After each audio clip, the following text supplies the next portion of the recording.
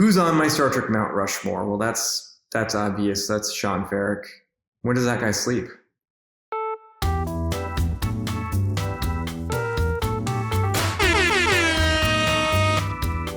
When I asked this question, I did intend it to be like characters, but I see a lot of people have actually, said like behind the scenes names and what have you, which is cool. But I'm gonna go with my characters. Of course, Spock, O'Brien, Reg Barclay, and Kira Nerys. Particularly now, these Federation sorts. They take it all for granted, don't they? I like Kira at the moment, especially rewatching DS9 with what's going on over there. You can really sort of relate. This generation can relate to Kira a lot more now, I think, given what's going on over there. I've been thinking about her a lot recently, and what she went through to have what the Federation takes for granted, what we take for granted. Kira Nerys. And Reg Barclay, because he did a lot for mental health, I think, long before it was an issue that has the awareness raised for it. I think that was way ahead of the time. O'Brien, because he's the most, they said it right there in the episode, he's the most important man in the universe for the same reason Spock, the unification. What he was up to there, and I think that was even more enhanced recently with the emphasis put on like his importance by future Pike in Quality of Mercy. Amazing episode, by the way. But yeah, that's my Mount Rushmore of Star Trek: Spock, O'Brien, Barclay, and Kira Nerys. My Star Trek Mount Rushmore would consist of the entire cast of Deep Space Nine if I wasn't careful, so I had to pick and choose. And I'm gonna start with one who's not from DS9, Spock. I mean, first and foremost, intelligence is sexy, but he's also an integral part of Star Trek, you could argue even more so than Kirk. And, I mean, if he hasn't been shown, he's been mentioned in almost every iteration of Trek. Now moving on to DS9, I have to start with my girl Kira Nerys. I mean, you have a complex, strong female character who, to some, is a terrorist, and to others, is a freedom fighter. I mean, we love a character who doesn't take shit from anyone. You also have Jadzia Dax, who is an extremely intelligent character who has the experience of all these past lives that she's lived, and that gives her a whole nother layer that other characters can't really say that they have. Plus, we do love a little bit of queer rep here and there. Rounding out my Star Trek Mount Rushmore, it has to be Miles O'Brien. I mean, he's the most important man in Starfleet history. Do I have to say anything more? Who's on my Star Trek Mount Rushmore? Okay, well, Leonard Nimoy, Nichelle Nichols, Avery Brooks, and I mean, these are not controversial choices, probably Kate Mulgrew, but like, they kind of just have to be. Yeah, that's my opinion. I think what they brought each of them to the franchise and to sci-fi as a whole, I think are just incredible. Obviously, like, give me a hammer and chisel and I'll make a Rushmore of like 1 million faces. But no, if I have to be honest, my big four: Leonard Nimoy, Nichelle Nichols, Avery Brooks, and Kate Mulgrew. So that's it from me. You're going to hear from so many other people, so thank you so much again, everyone. 250k, amazing. So look, let's try for the next milestone now. I believe that we can get there with you. Thank you so much. Live long and prosper, and I love you all. Who's on my Mount Rushmore? Well, that's pretty easy. Gene Roddenberry, Robert H. Justman, Gene Kuhn, Matt Jeffries. In a way, every dedication plaque is a Mount Rushmore of sorts. For Mount Rushmore? Oh, that's too easy. Just the core classic captains in chronological order of Kirk, Picard, Sisko, Janeway, and Archer. I mean, they all deserve it, and they do it great as a set. Easy peasy. And of course, one more congratulations to Trek Culture. You guys have done amazingly well. Thanks for including us on this. Team Trekyards are here to help if you ever need. And just keep up the good work. You guys have some really fun content. Right, hi there, British person here who doesn't really totally ever understand what Mount Rushmore is other than a byword for people to go, here are 4 things I really like. I think it's meant to be more important than that, like just the most important 4 things in a... I don't really know. Anyway, so my Mount Rushmore, because everyone's going to say like Kirk, Picard, Sisko, Janeway. That's fair enough. I would quite happily go and visit that particular monument, but if we're being real here about the 4 people you have to give the most credit to for where Star Trek sits in the world, in pop culture, in everybody's heads, right? It's, hear me out, Gene Roddenberry, widely considered, rightly or wrongly, to be the man who invented the whole thing. Then it's Rick Berman, the man considered, rightly or wrongly, to be the person who turned it into this 90s television juggernaut with 4 series that we all still love and watch to this day, and indeed all the new series are compared to. Then it's Alex Kurtzman, the man, rightly or wrongly, considered to be the person who's taken it into a new era after some hit and misses with a couple of the Abrams films and managed to get something like 5 or 6 brand new series all concurrently being produced on television when the franchise looked to be dead. And then 4th is Chris Thompson. You think you'd be sitting here right now getting to watch episodes of like Picard, Strange New Worlds, Discovery, Short Trek, Lower Decks, all of this. You think you'd have all of that if it wasn't for Chris Thompson setting up a YouTube channel where we were going to talk about it all the time. Do you think that? Do you? Well, okay, right. Maybe not Chris. Maybe not Chris. Maybe not Chris yet. Maybe not Chris yet. I mean, let's stick Leonard Nimoy on there until Chris gets the props he's due. Because if you ask anybody on the street to do something Star Trek, you go, ooh, live prosperously. Yeah, that's it, isn't it? Leonard Nimoy. Yeah. Kurtzman, Berman, Roddenberry, Thompson/Nimoy. My Star Trek Mount Rushmore would be Barclay, obviously. It would be Q, Picard, and Data. And maybe Ro Laren as well, if we could just chip out another bit towards the bottom for Ro. Picard's my favourite captain. I love him as a diplomat. I love his speeches. I love him shouting at people. Most of the Q episodes are really fun. I like him as someone who can be an antagonist and a helper. Data, obviously, a lot of comedy comes from Data. He's kind of the sonic screwdriver of Star Trek, so if you need to figure out some quick way of solving the problem, just throw Data in, that's fine. And as we all know, I love Barclay, so that would be my Mount Rushmore. My Star Trek Mount Rushmore would have the faces of Picard, Data, Dr. Crusher, because she's McGow, and O'Brien. Now, I actually haven't seen much of O'Brien yet because, again, I am in the middle of The Next Generation. But from what I've seen so far, I can just already tell that I really like him and that I am going to continue to really like him as I see him in more and more episodes and into other series. Who's on my Star Trek Mount Rushmore? The most challenging thing about answering this one is knowing how many characters I will by necessity have to leave out, because Mount Rushmore only has 4 big giant heads on it, which means there are a ton of awesome Star Trek characters that ordinarily I might want to mention as among my favorites that I just won't have time or space for.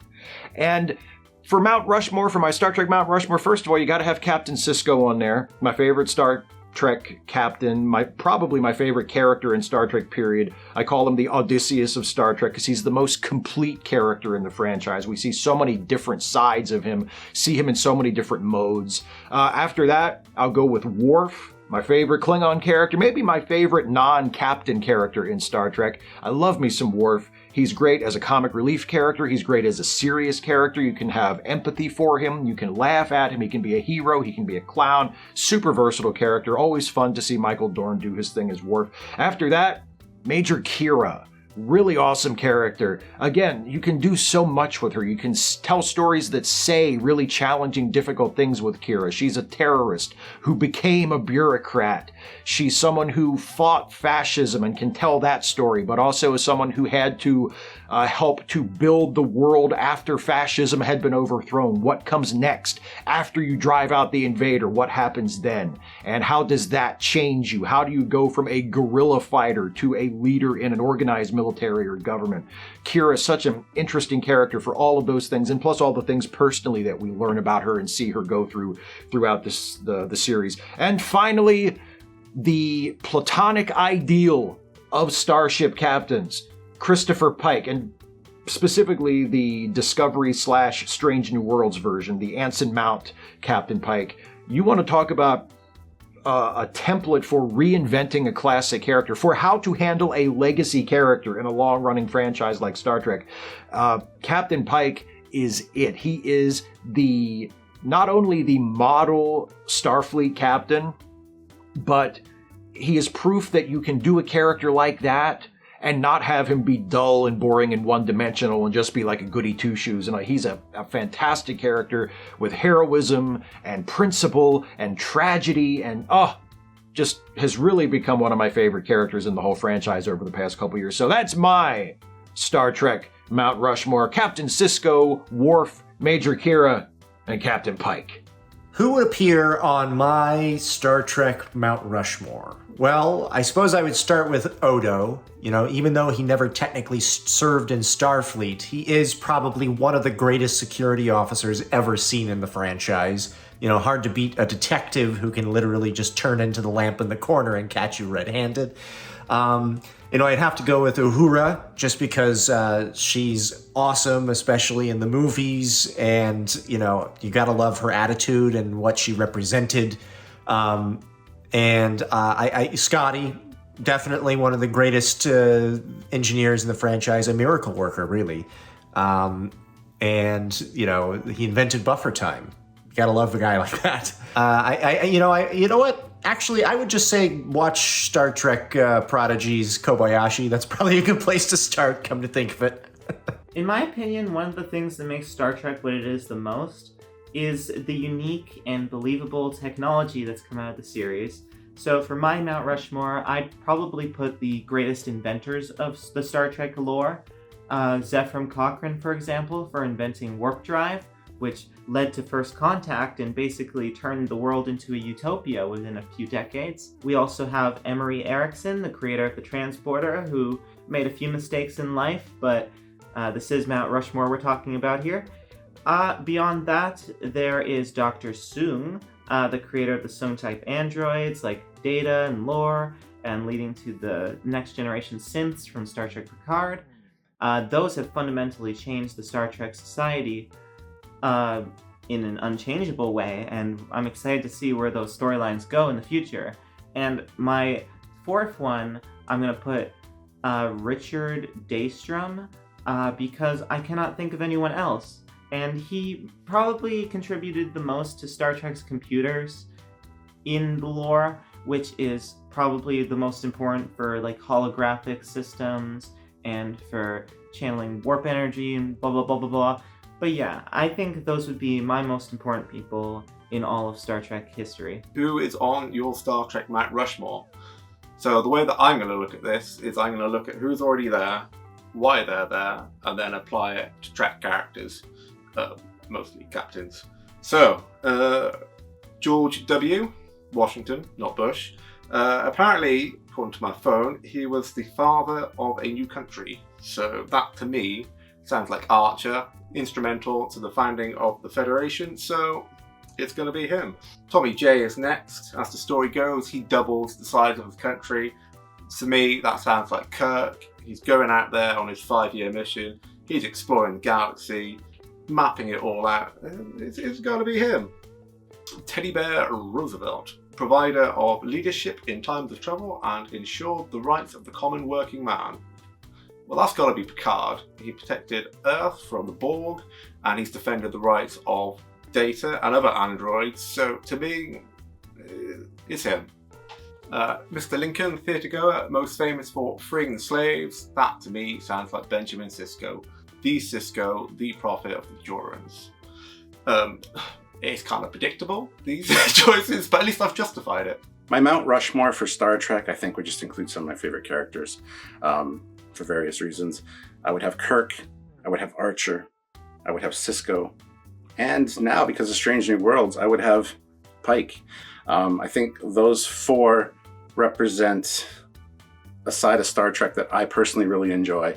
And I could get into more details about it, but it would take too long in the amount of time that I have here to actually discuss why each one should be on my Mount Rushmore. But I think those are the choices that I would go with. So from Trekyards, a very happy 250,000 subscriber celebration, guys. You guys do fantastic work. Keep it up.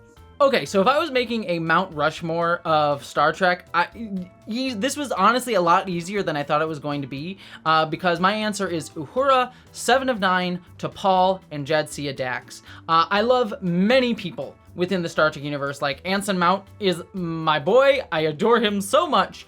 But I think, like, those 4 women especially, like, helped to really just showcase everything that I love about Star Trek. They are competent, they are smart, they push back for diversity, they learn how to grow to be more human, and yet are so very actively just fighting for that better future. And then they're also just weirdo dorks sometimes, like Jadzia and Seven and T'Pol are definitely weirdo dorks. And then how could you ever forget Nichelle Nichols, who is one of the pioneers of not only representation, but of getting people to go to the actual stars. And she was a star who enabled people to go to the stars. And that advocacy, I think, is something that is so beautiful and wonderful. And I am so glad that she helped to ingrain it in the very fabric of what Star Trek as a franchise is, that you could not have not have Nichelle Nichols on a Mount Rushmore of Star Trek. And then 3 other women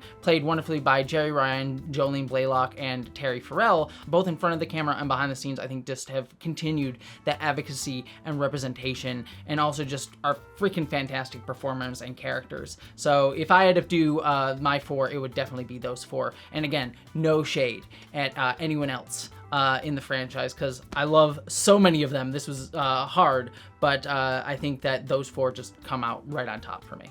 So all that being said, and jokes aside, I do actually want to say absolutely congratulations, Trek Culture. All of you over there, I think, are a fantastic force for positivity within the Trek community, especially here on YouTube, which sometimes can not always be so positive. And so to have a group like all of you just continue that positivity sets the conversation for this fandom in a way that feels constructive, healthy, welcoming, and nerdy and dorky as well. I think epitomizes everything that Star Trek stands for. So to all of you over there, thank you so much for all that you do. Thank you for having me in this video. And again, congratulations on 250k subscribers. 250 subs. I just want to thank you once again so much for your support over the last few years. I mean, to be the largest Trek channel in the world right now is a massive privilege. And the only reason that we're here is because of you and obviously the amazing Trek Culture team that popped this together. I will be on your eyeballs very soon. So big love. Peace.